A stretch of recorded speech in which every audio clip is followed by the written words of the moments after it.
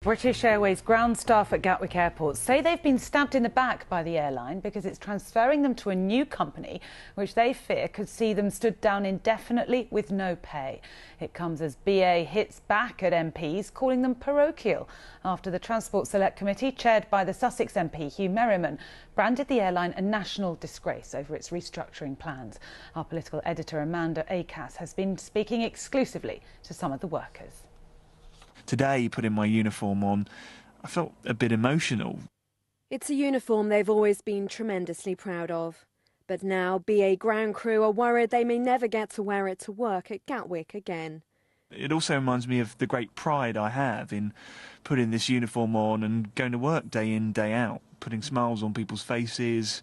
BA's 400 ground crew at Gatwick, check-in staff, customer service teams, for example, have been told they're being transferred to a separate company and they're terrified of what it could mean.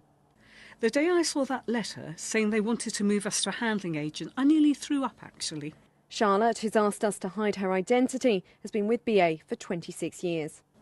It's like they've stabbed us in the back. They've betrayed us. They don't need to do this. We've worked with them in the past and we've worked with them so many times to find a solution that works for everyone. Staff believe it means their numbers, pay and conditions could be cut and fear many will be made to stand down indefinitely without pay. Sean, also not his real name, is especially worried as his wife is facing redundancy at Gatwick too. I don't know how we're going to cope. We rely on our jobs to get by. We don't live a lavish lifestyle. It's just to get by. To have any change in terms and conditions we're used to means we might have to look for somewhere else to live, as I don't know if we can afford the mortgage. The unions claim it's all part of the airline's plans to make 12,000 staff redundant and slash terms and conditions. And celebrities like Ricky Gervais have been expressing their support. The BA staff are brilliant though.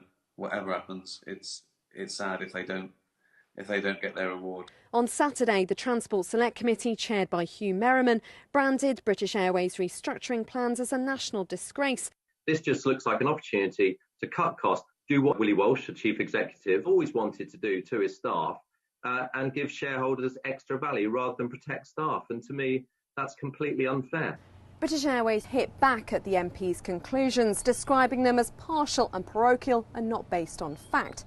They didn't wish to be interviewed about the plan for Gatwick's ground crew, but sent us a statement saying they're acting now to protect as many jobs as possible, as the airline industry is facing the deepest structural change in its history in a severely weakened global economy. BA is just like every airline at the moment. You know, their fleets are grounded, they're facing hundreds of thousands of refunds as well. So financially, airlines are on their knees. But for those affected, it's hit hard. It's a kick in the heart, it really is. We're just so upset. Well, Amanda's at Gatwick Airport for us now. And Amanda, the issue of BA's restructuring plans was raised in the Commons again today.